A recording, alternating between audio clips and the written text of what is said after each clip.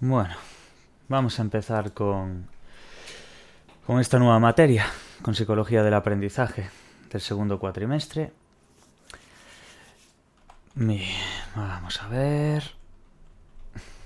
Nos aparece aquí un pequeño esquema de lo que sería el tema 1, titulado Aspectos históricos, conceptuales y metodológicos en el estudio del aprendizaje y de la conducta.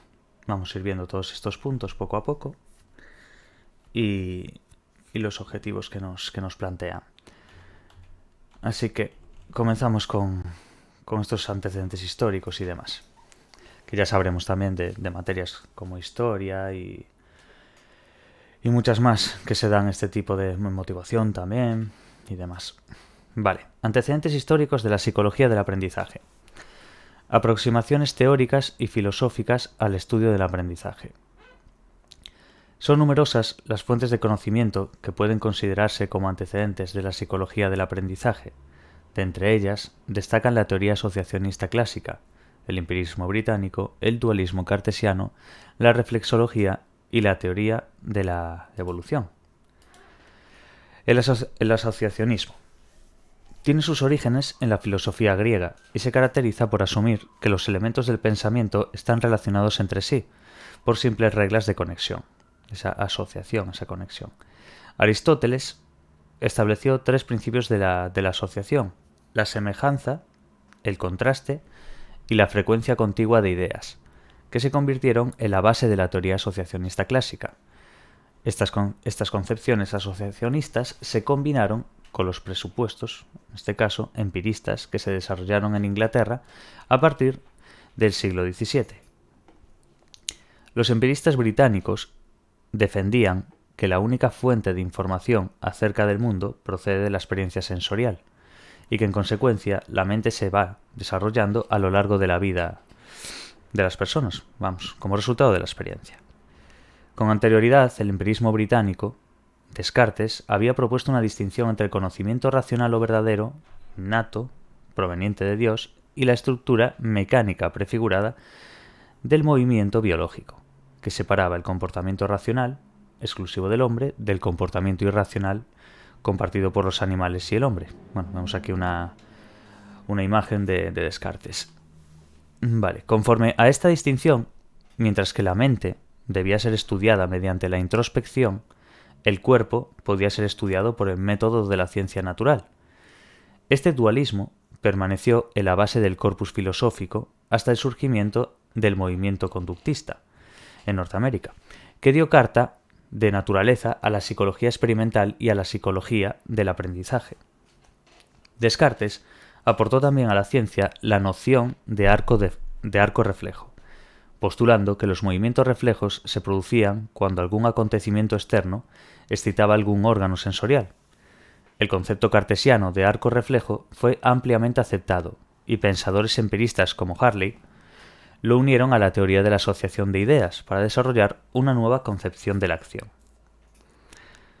La escuela reflexológica rusa, representada por investigadores como Iván Senechov y Vladimir Bechterev, o Iván Pavlov, como ya conoceremos, fue finalmente responsable de que el concepto de arco reflejo se incorporase de forma definitiva en la psicología experimental. Por ejemplo, Sechenov afirmó que la causa inicial de toda la conducta radica siempre no en el pensamiento, sino en la estimulación sensorial externa, sin la cual el pensamiento no es posible. La teoría sobre la adquisición de los reflejos condicionados en Pavlov recupera el principio de asociación por contigüidad y consolida los mecanismos de la asociación. En sus experimentos con perros, un estímulo cualquiera al que el animal era, en principio, indiferente, se le hacía seguir casi inmediatamente de la introducción de una pequeña cantidad de polvos de carne en la boca. Este experimento que ya conocemos todos más que de sobras. Bueno, una imagen de Pavlov también. Después de emparejar ambos estímulos repetidamente, el estímulo inicialmente neutro era capaz de provocar en el perro una reacción similar a la desencadenada por la comida.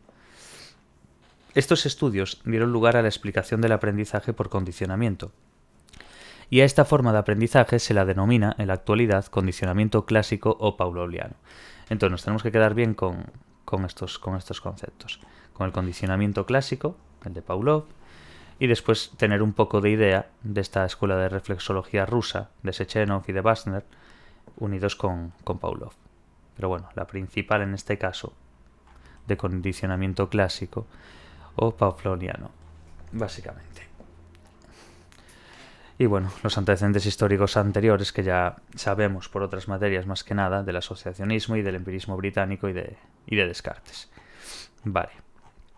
Una vez dado esto del condicionamiento clásico pavloviano, una última influencia en el surgimiento de la psicología experimental es la teoría de la evolución, que como también sabremos, tanto por psicobiología como por historia, como por 80.000 materias, es Charles Darwin y demás. Entonces, fue el aglutinador más creativo del pensamiento evolucionista de su época y desarrolló una explicación sobre la evolución de las especies animales basada en la selección natural. Darwin, en el 59, negó la existencia de un impulso interno hacia la perfección, como se decía, y con pruebas a su favor defendió en su sustitución el mecanismo de la selección natural. Darwin, en 1971, hizo la propuesta revolucionaria de que la naturaleza y el origen del hombre no era una cuestión filosófica o teológica, sino biológica. Estudios extensos, naturalistas o anecdóticos le convencieron de que los humanos y los animales no eran fundamentalmente diferentes ni tenían distintos orígenes. Ambos eran el producto de la evolución orgánica. En contraste con el pensamiento cartesiano, Darwin consideró la comunicación y la inteligencia desde una perspectiva científica natural. Antecedentes rudimentarios o incluso formas altamente avanzadas se podían encontrar en el reino animal, apuntando hacia una continuidad mental entre los humanos y el resto de los animales. La teoría de la evolución estableció, en suma, el origen único de los seres vivos, una continuidad biológica en la aparición de las especies animales y facilitó la aceptación de un continuo conductual, es decir, una evolución de las capacidades mentales. Como señaló Tomjam, en 1987, las ideas de Darwin hicieron el estudio de la conducta animal relevante para la comprensión de la conducta humana, si no crucial. Si los hombres se desarrollaron de formas primitivas animales, el estudio de las funciones cognitivas en los animales es esencial para la comprensión de los precursores biológicos de la mente humana. La máxima natura non facit saltum es válida tanto para la conducta como para los órganos corporales. Eso en latín significa la naturaleza no da saltos. Entonces es válida tanto para la conducta como para los órganos corporales. La conducta es para Darwin, además, un elemento importante del cambio evolutivo, pues bajo condiciones cambiantes es al menos posible que pequeñas modificaciones de un instinto puedan ser beneficiosas para la especie. Este tipo de reflexiones de Darwin estuvieron presentes en los pioneros de la ciencia del aprendizaje, la motivación y la cognición animal. El interés fundamental de Pavlov fue explicar el condicionamiento en términos de la actividad del sistema nervioso central. Tornik, que también conocemos, estuvo principalmente interesado en la ontogenia y filogenia del aprendizaje, y sus estudios ayudaron a estimular un análisis comparativo del aprendizaje. La segunda generación del estudio científico de la conducta se produjo en los años 30, 40 y 50 del siglo XX, con figuras como Hull, Spence, Tolman y Skinner, que llegaron a dominar el campo de la psicología experimental.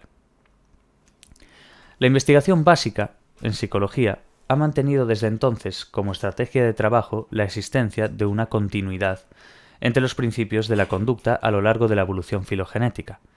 Esta perspectiva ha puesto de relevancia que existen importantes semejanzas en las relaciones funcionales que gobiernan la conducta de los diferentes organismos, y que la continuidad conductual ascendente, que solo tenía un cierto respaldo desde la teoría de la evolución, posee hoy en día una sólida base empírica procedente de los laboratorios de conducta animal. En este sentido, se puede afirmar que la evolución de las especies es tanto dominio de la biología como de la psicología. Así como la evolución biológica se preocupa exclusivamente de los parámetros anatómicos y fisiológicos, la evolución psicológica estudia el área más compleja de la conducta, interesándose por cómo algunos tipos de comportamientos ayudan a la supervivencia y a la reproducción. La teoría de la evolución, en definitiva, aquí vemos una imagen de Darwin, proporciona un poderoso marco conceptual para la psicología del aprendizaje y justifica la utilización de animales con fines experimentales. Unas de las preguntas que había también de psicobiología y demás, o de motivación, es que hay muchísimas materias donde nos preguntan por Darwin y demás. Y preguntaban eso, que quién fuera uno de los primeros en justificar y utilizar la utilización de animales con fines experimentales, por así decir. La teoría de la evolución, sin embargo, ha aportado algo más a la ciencia psicológica. Darwin formuló una teoría del control externo, donde el ambiente, a través de la selección natural, constituye el primer mecanismo evolutivo. Años más tarde, Skinner hacía de nuevo hincapié en el ambiente, ahora como factor determinante de la conducta. Tanto la evolución biológica como conductual están controladas por las demandas del entorno, pudiéndose establecer un paralelismo entre la selección natural y la selección de la conducta por sus consecuencias. Este parecido entre el pensamiento de Darwin y el de Skinner alejan a este último de las explicaciones ofrecidas por sus contemporáneos a los problemas del aprendizaje y de la conducta. La defensa de la selección por sus consecuencias y el paralelismo entre el condicionamiento operante y la selección natural separan en gran medida a Skinner del asociacionismo heredado de la epistemología de los empiristas británicos. La teoría de la evolución también fue fundamental en el desarrollo del funcionalismo. Entre las ideas básicas que manejó Darwin se encontraba el concepto de función, por el que las estructuras y procesos moldeados por la evolución realizan alguna función útil para el organismo. William James, en 1890, amplió este concepto de función a la mente consciente. Esta es una parte bastante importante. Según este autor, la consciencia se da sin interrupción, sin ruptura, sin división. Es como una corriente que fluye, y la función de la mente consciente, moldeada a través de la filogenia, es adaptar el organismo al ambiente. Vemos aquí también otra imagen, pero en este caso de William James, que estamos hablando ahora mismo, de cómo amplió ese concepto de función pues a la mente consciente. Vale, William James, sin embargo, fue contrario a algunas ideas empiristas. Así, por ejemplo, pensó que el hombre posee funciones mentales innatas y modos de percibir que habían evolucionado a través de la selección natural y que no podían reducirse a meras asociaciones heredadas. Vale. La consolidación de la psicología del aprendizaje como ciencia experimental. En el siglo XIX, cuando la psicología se estableció como disciplina científica, sus fundadores, Wundt, Titchener, Ebbinghaus, explicaron y entendieron los fenómenos mentales en base a unidades directas. Esto se recalca mucho, pues tanto Wundt como Titchener, como Hermann Ebbinghaus y demás, en historia de la psicología. Pero bueno, una cosa muy buena que se puede hacer al tocar ahora historia y demás es hacerlas a la par, seguir estudiándolas desde un comienzo, porque este comienzo va a ser muy parecido al comienzo de historia y al de otras materias. Entonces, pues te los puedes quitar un poco de en medio ya mirando una. Pero bueno, se recalca más en unas que en otras, entonces es un concepto general. Vale. Pues básicamente es esto, que en el siglo XIX, cuando la psicología se estableció como disciplina científica, sus fundadores, Wundt, Titchener y Ebbinghaus, explicaron y entendieron los fenómenos mentales en base a unidades discretas, como las ideas, las sensaciones, los estímulos y las respuestas. Pensaron probablemente en la misma línea que los físicos, para quienes el modelo dominante era el mecanicismo corpuscular. La materia se pensó que estaba formada por pequeñas unidades discretas, los corpúsculos. Cada vez que leo corpúsculos me imagino los corpúsculos de Barr de psicobiología. Una vez estudias esa materia acabas trastornado ya. Que intencionaban entre sí por colisión, de forma parecida a como lo harían las bolas de billar. De igual forma, los conexionistas del siglo XIX pensaron que sus unidades discretas interaccionaban por contacto en el tiempo, más que en el espacio, lo que dio lugar a que se estableciese que el principio explicativo fundamental era el de la contigüidad. Si dos eventos sucedían repetidamente en contigüidad, se formaría una asociación entre ellos. En psicología, este modelo se tradujo en esta reflexología y en la psicología como estímulo-respuesta. La E y la R que conocemos todo, más que de sobras. Como después se mete la O en medio, que es el organismo. Bueno, vamos a ir viendo. Edward Tornik, una foto aquí, el señor con su bigote y sus cosas. Vale. El conexionismo, importante también. Fue un buen comienzo porque proporcionó... A ver, este tema, realmente esta introducción, por así decir, de modelo histórico, no es lo más relevante de la materia. No por ello no significa que sea medianamente importante para el examen a la hora de que te pregunten una o dos cosas a nivel histórico. Pero realmente de lo que trata esto es de empezar a mirar el condicionamiento clásico, el operante y mirar bien todo. Pero requieres de esto. Lo que pasa es que en varias materias ya has dado toda esta historia, por así decir, en mayor o en menor medida, pero bueno. Entonces hay que darles un pequeño repaso. Pero bueno, muchas cosas ya os sonarán, ya os sonará Watson, ya os sonará Tornik, ya os sonará todo esto. Entonces, para que no parezca tan pesada la cosa, pues eso. El conexionismo fue un buen comienzo porque proporcionó una forma más concreta de pensar sobre los fenómenos mentales y la conducta, pero sus limitaciones empezaron a ser aparentes con el cambio de siglo. La ley del efecto, propuesta por Edward Tornik, que vimos, cuando nació y cuando murió, supuso un alejamiento del conexionismo simple. Según esta ley, la fuerza de la asociación estímulo-respuesta, o percepción de la situación e impulso motor en el lenguaje de Tornik, no depende de los principios asociacionistas clásicos. Más bien, dichas asociaciones dependen de la propia consecuencia de la acción.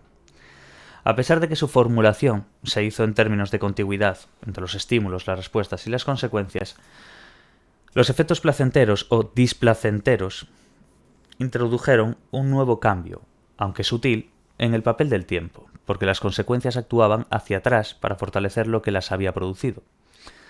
El efecto de una acción, pensó Tornik, actúa retroactivamente para sellar la asociación que conduce a tal efecto.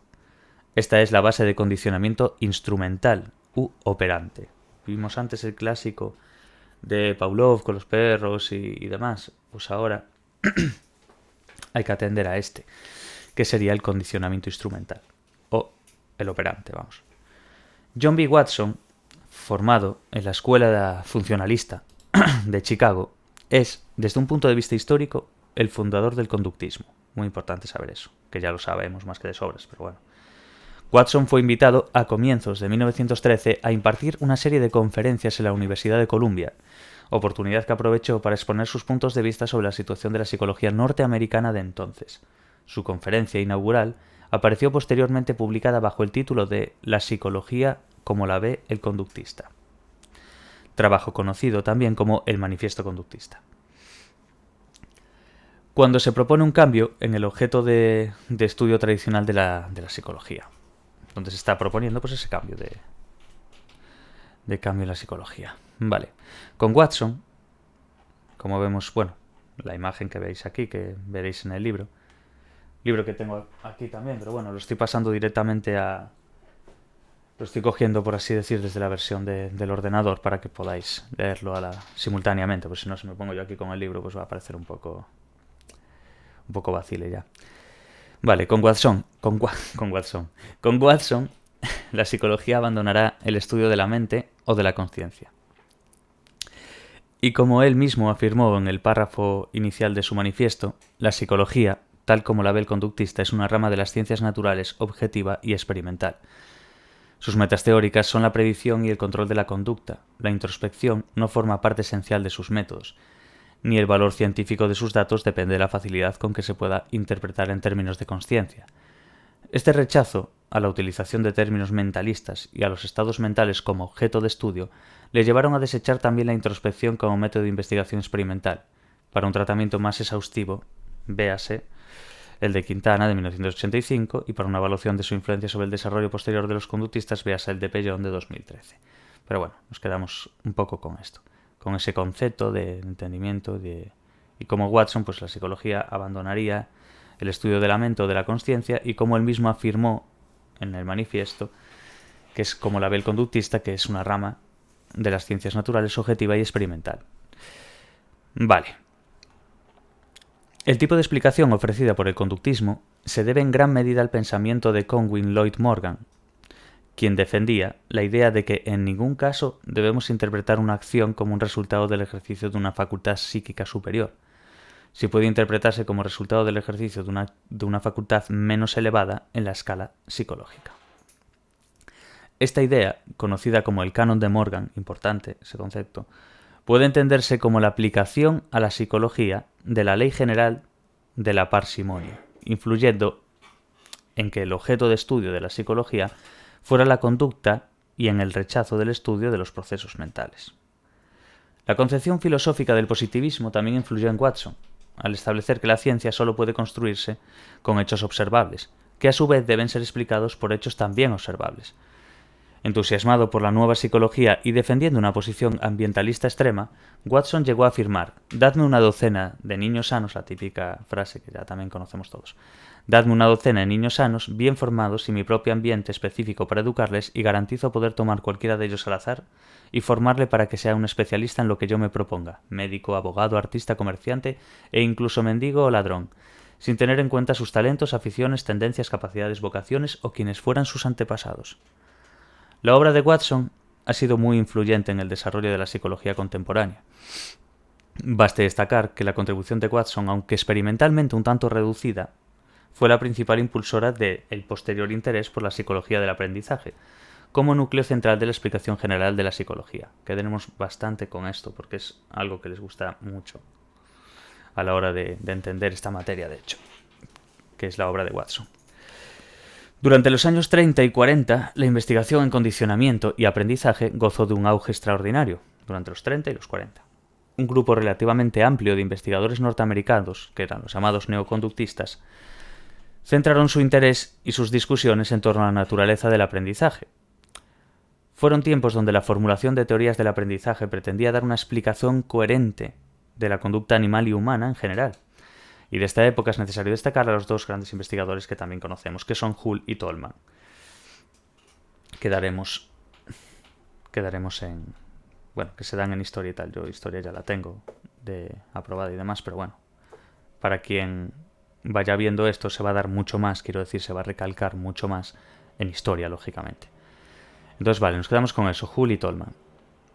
Hull utilizó los principios de la asociación estímulo-respuesta para explicar, esto es bastante importante, me refiero, si alguien quiere pasarlo o obviar ciertos autores o tal, por norma general no hay que obviar casi ninguno.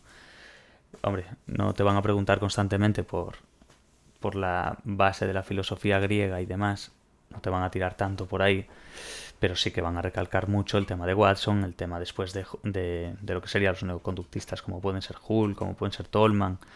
Todos estos temas son muy importantes porque es lo que es el comienzo del entendimiento del aprendizaje como tal.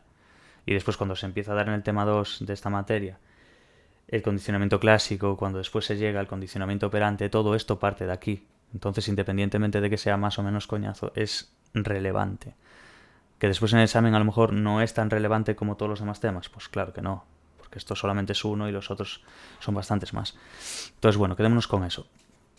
Estos dos investigadores, se llama, bueno, neoconductismo, dos investigadores, Hull y Tolman. Hull utilizó los principios de la asociación estímulo-respuesta para explicar el comportamiento. La consecución de un evento positivo, según Hull, refuerza la formación de una asociación estímulo-respuesta debido a una reducción del impulso, introduciendo así el concepto de motivación en la teoría de la conducta. La teoría de Hull, en su posterior contrastación experimental, sufrió importantes modificaciones. Introdujo el concepto de incentivo, muy importante esto, para dar cuenta de algunos resultados experimentales posibles de explicar con su teoría anterior. La consecución del reforzador, según Hull, reduce las necesidades del organismo, lo que sería el impulso, al tiempo que incita a la acción, que es el incentivo. Entonces entendamos bien ese impulso y ese incentivo. Básicamente. Y entender bien básicamente son los conceptos, quiero decir, dentro de la teoría de Hull. Él introdujo ese concepto de incentivo para dar cuenta de algunos resultados experimentales imposibles de explicar con su teoría anterior. Entonces, la consecución del reforzador, según Hull, reduce las necesidades del organismo, que es el impulso, al tiempo que incita a la acción, que es el incentivo, distinguiéndose en consecuencia dos aspectos motivacionales de los reforzadores. La ejecución conductual dependería de la fuerza del hábito, del nivel del impulso y del valor del incentivo. Importante aquí esto. La ejecución conductual dependería de la fuerza del hábito, del nivel del impulso y del valor del incentivo. Entonces, quedémonos bien con eso. De todos modos, después en en lo que sería el campus de la UNED, cuando entráis dentro de la materia y demás, vais a ver que aparecen también pequeños resúmenes, por así decir, fuera de los apuntes, quiero decir, que ya encontréis por internet o que hagáis vosotros mismos o que derivéis del libro a la vez. Hay algunas que son diapositivas que han puesto que vienen muy bien. Yo las mirase un poquillo por encima simplemente, porque lógicamente aún no he leído el libro porque acabamos de empezar. Pero están bien, son resúmenes así. Creo que son unas 27, 28 diapositivas en el tema 1, por ejemplo. Miré el tema 1 y el tema 2, así por curiosidad. Y están bien porque van diciendo cada autor, por así decir, pues por ejemplo, pues en este caso Hull y Tolman, y en un recuadro con sus pequeñas características más relevantes. Eso, lógicamente, aparte lo aclaran, no es óbice para no leer el libro, ¿sabes? No hay que tirar de ahí. Lo más importante siempre es, en todas las materias de la UNED, de hecho, es estudiar en base al libro, leerte el libro, y tú después repasar o esquematizar y demás, eso ya son otras cuestiones. Pero todo debe partir del libro siempre, porque es de donde parte el examen. El examen, X banco de preguntas que derivan de ese libro. ¿Cuál hay que estudiar? Pues el libro, lógicamente, no tiene más, pero bueno, a ver. Ya depende después de cada persona, del tiempo que tenga y de muchas cosas. Hay gente que pueda mirar los apuntes, simplemente un resumen o unas diapositivas y puede llegar a probar. Pero bueno, sacar una nota relevante y demás tienes que tirar del libro completamente. Además, la UNED tira mucho de pequeñas cosas del libro. Pequeños conceptos, pies de foto incluso, ¿sabes? Pequeñas cosas que dices tú, ostras, pues que esto no lo leí porque lo vi, porque pensaba que no, pero... Y cogen y te lo ponen. Pero bueno, depende de la materia. Bueno, sigamos, que me lío. Eso, la teoría de Hull. Incentivo, Edward Tolman. Entendamos otra vez, Hull y Tolman. Quedémonos con ese neoconductismo, quiero decir. Edward Tolman comparte con Hull la defensa del método hipotético deductivo, pero se diferencia de sus contemporáneos en su concepción sobre la función de los reforzadores. Para Tolman, los reforzadores no actúan directamente para establecer o fortalecer una conexión de estímulo o respuesta, como pensaba Hull. Importante eso. Hull es una forma de repasar a la vez que avanzas. Yo es lo que utilizo. Tú lees ahora a Tolman. Dice, los reforzadores no actúan directamente para establecer o fortalecer una conexión de estímulo-respuesta. Eso es lo que hacía Hull. Ahora Tolman dice que la conducta está determinada por eventos internos, como pueden ser las expectativas y las demandas o eventos que no son directamente observables, sino que se infieren a través de los cambios en la conducta. Afirmó que el objeto de estudio de la psicología es la conducta propositiva, que se manifiesta objetivamente a través de la conducta observable. El concepto de propósito constituye un constructo hipotético, algo que Tolman postula para poder explicar los cambios en la conducta, y que en psicología experimental se considera como variable intermedia, por situarse entre los estímulos y las respuestas. Tolman es generalmente descrito en los libros de texto como el defensor de un esquema estímulo-estímulo en el aprendizaje. Ese EE, no lo mismo que el ER que partíamos antes, pero bueno. El organismo con Tolman no es un elemento pasivo en el que los cambios estimulares del ambiente provocan reacciones cuasi automáticas. Los animales elaboran y transforman la información que reciben del exterior, y es en función de estos cambios internos cómo los organismos emiten las respuestas. Esta postura se aleja en extremo de la proposición original de Watson, por lo que a veces resulta relativamente engañoso considerar a Tolman como un conductista, cuando fue uno de los pioneros de lo que años más tarde se daría a conocer como psicología cognitiva. Importante. Tolman también destaca por haber sido, entre los clásicos de la psicología, básicamente quien más ha resaltado la distinción entre aprendizaje y ejecución. Los animales pueden estar aprendiendo una determinada tarea y, sin embargo, no ejecutar en ese momento la respuesta requerida para la consecución del premio.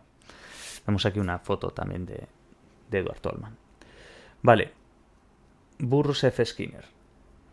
Es el último de los grandes clásicos de la psicología experimental. Es, sin duda, un psicólogo controvertido y un temprano disidente de la teoría estímulo-respuesta.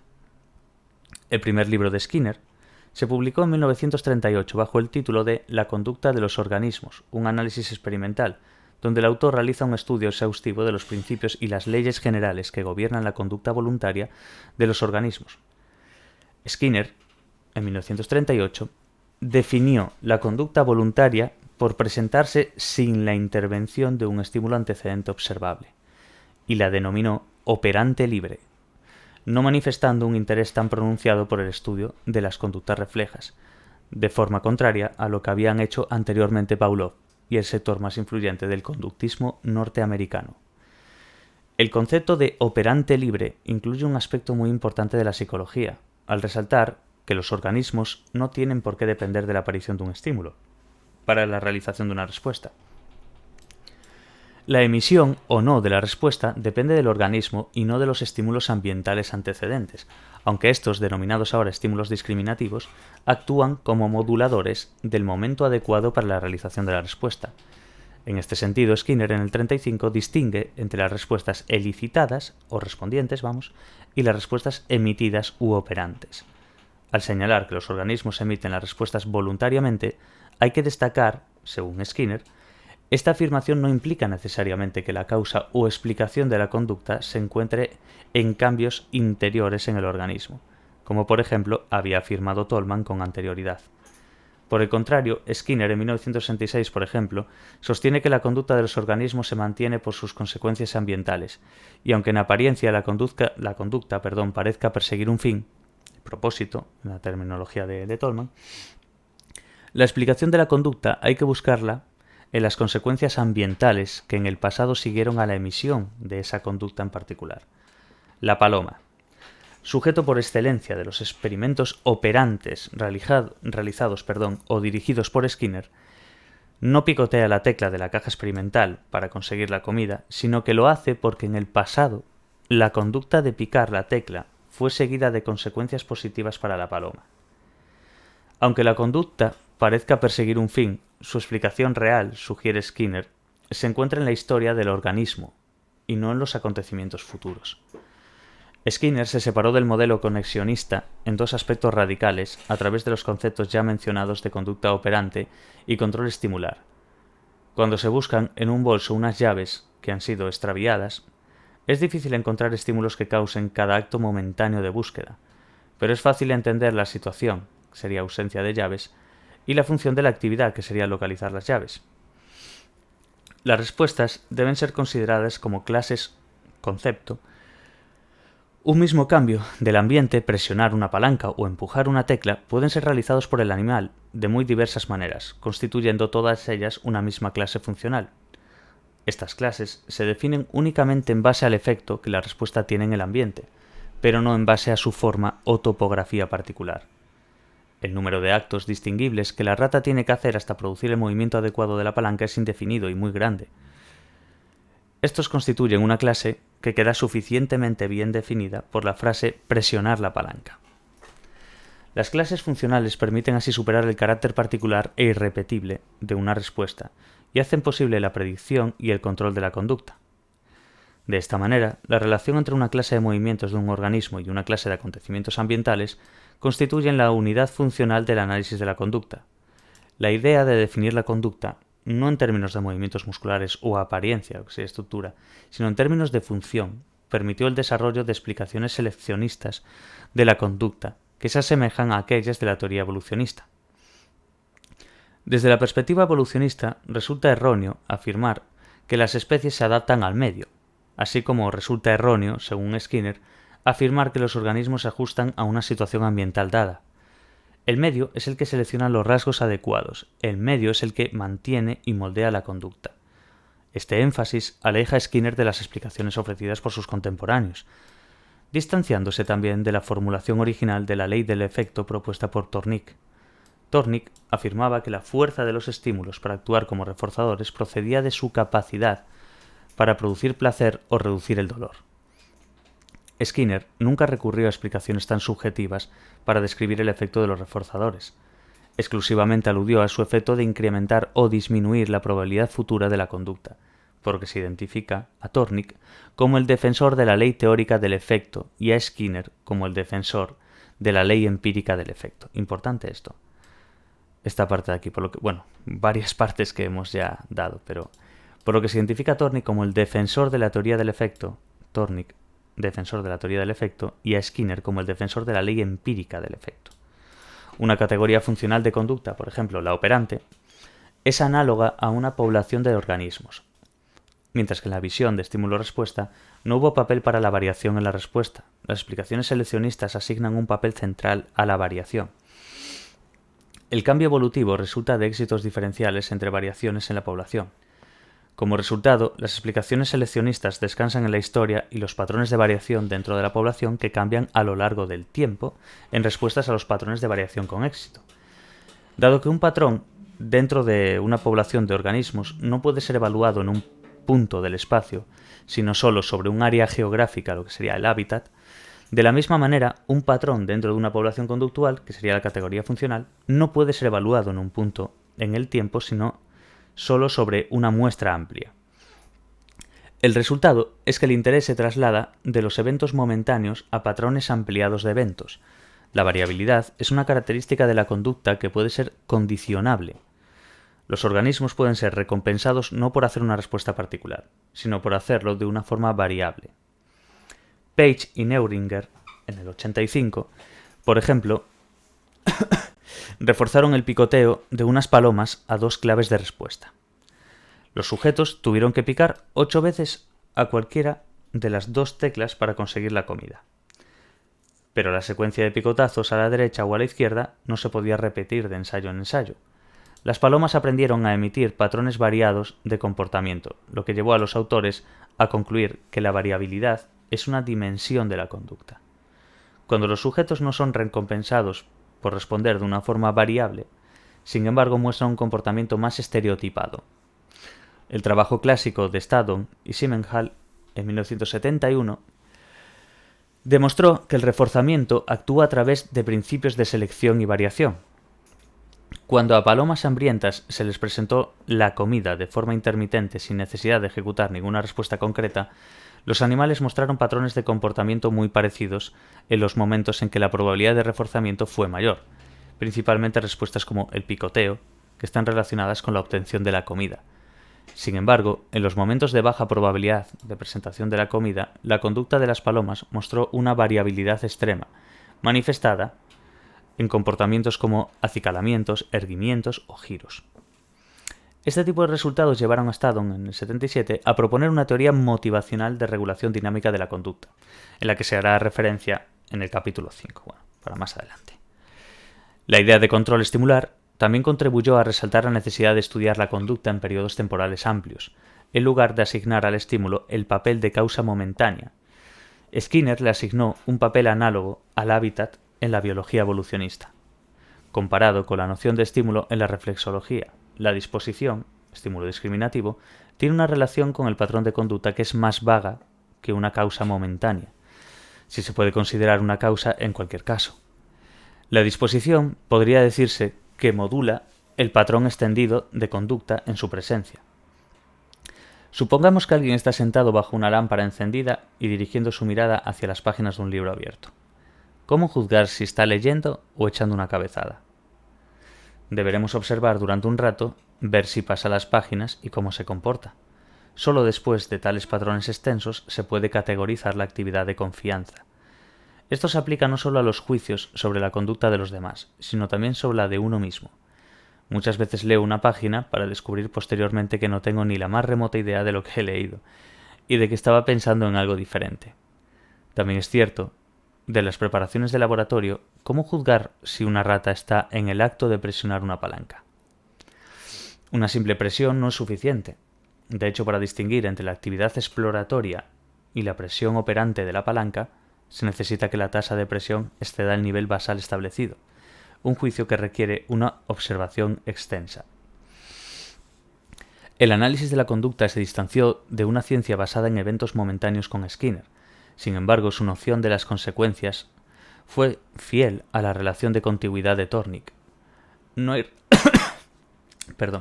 razón contundente, teórica o empírica, por la que el reforzamiento y el castigo debieran pensarse como una contigüidad entre una respuesta momentánea y una consecuencia momentánea. De hecho, la idea de que la conducta está organizada en patrones extensos favorece el punto de vista de que las consecuencias son asimismo patrones extendidos. Por ejemplo, Bernstein, en el 70, estudió la ejecución en programas concurrentes de intervalos variable y demostró que los animales emiten sus respuestas en una u otra alternativa dependiendo de la frecuencia del razonamiento asociada a cada una de dichas alternativas de respuesta.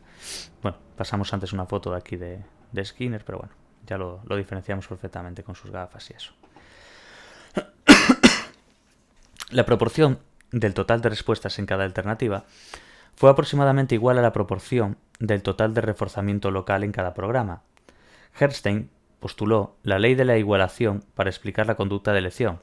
Según esta ley, la tasa relativa de respuesta entre dos alternativas de respuesta concurrentes es igual a la tasa relativa de reforzamiento asociada con cada una de dichas alternativas. La conducta de elección de los organismos parece depender, por tanto, de las consecuencias a largo plazo de la conducta. Se explicarán mucho más estos conceptos de forma mucho más detallada en el capítulo 5. El reforzador demorado en el tiempo también puede reforzar la respuesta. Lathan y Gleason, en el 90, por ejemplo, demostraron que la respuesta de presión de palanca en ratas se podía adquirir normalmente a pesar de que cada respuesta inició una demora de 30 segundos en la administración de la siguiente bolita de comida. Para clarificar lo incompleto de los eventos momentáneos, Rachling, en el 94, recurre a la distinción aristotélica entre causas eficientes y causas finales. Las causas eficientes son las que se pensarían como apropiadas cuando se escucha la palabra causa, eventos antecedentes, normalmente inmediatos, que debido a la forma en que el universo está construido, producen el efecto observado. Si A es una causa eficiente de B, entonces B es un evento que su ocurrencia necesitaba de A, como evento antecedente. ¿Se entiende bien? Una causa final es un patrón más amplio donde los eventos se acoplan y se relacionan entre sí, como las notas de una sinfonía se ajustan para crear la sinfonía, señala Rachling. Cada nota se explica por su ajuste a la sinfonía. Sin ello, sería incompleta o diferente. Entonces, si A es la causa final de B, B se explica como una parte que encaja en A como un todo. Sin embargo, es tan fuerte la tendencia a ver las causas solo como eventos inmediatos antecedentes que las causas finales son a menudo confundidas con causas eficientes que ocurren en el futuro y se rechazan como imposibles. La confusión es mayor si un sistema se dice que se mueve hacia un estado final o meta, porque estas palabras pueden sugerir eventos en el futuro, aunque también se pueden entender como patrones extensos que se desarrollan o clarifican con el tiempo. El error resultaría de una preocupación por los fines que haga referencia a causas eficientes futuras. Las causas finales constituyen un tipo diferente de causa y una noción diferente de tiempo. Pepper, en 1942, distinguió entre otros sistemas filosóficos, el mecanicismo y el contextualismo. El mecanicismo, que en psicología podría estar representado por la teoría de estímulo-respuesta o por la teoría cognitiva del procesamiento de la información, hace alusión a la metáfora de la máquina, donde se asume que sus partes interaccionan para producir el funcionamiento de la máquina entera. El científico formula hipótesis que van dirigidas a preguntar sobre las causas de la conducta, el cómo. Las causas eficientes y su análisis llevan en el último término a preguntarse por los mecanismos.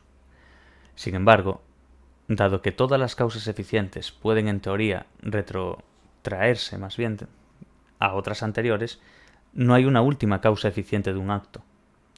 El contextualismo, por el contrario, hace alusión a la metáfora del acto en contexto, pues las cosas se ven siempre como cambiantes. La actividad científica seguiría los dictámenes de una teoría operacional de la verdad. En este sentido, el conductismo skinneriano podría entenderse como contextualista.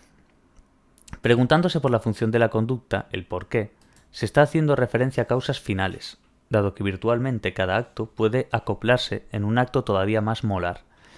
Todas las causas finales pueden, en teoría, dilatarse con el tiempo en otras más amplias. Para terminar este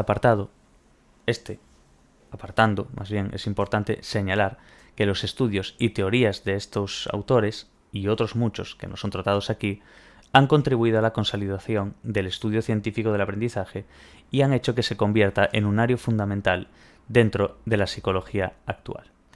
Vale, pues nos vamos a quedar por aquí. Vamos a ir subiendo así cada día lo que de todas las materias.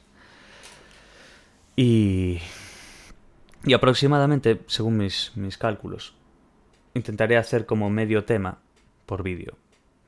Tampoco para no saturar tanto a quien lo tenga que ver, que sean de 1 hora, 45 minutos o tal, porque como hacía antes, que eran algunos de 2 horas y demás, pues era bastante. De todos modos, mi idea principal es subir todas las materias, la lectura y después también los resúmenes, también exámenes y demás. Todo ello ya lo hago en Patreon directamente y ya voy subiendo ya los míos propios, lo que encuentre, exámenes, correcciones. En un mismo archivo intentaré meter todos los exámenes para poder facilitar la lectura, incluso el buscar una pregunta en particular de ciertos temas que digas tú, a ver, se repiten mucho estas preguntas del tema 4, del tema 3. Y así pues intentar echar un cable a todo el que pueda.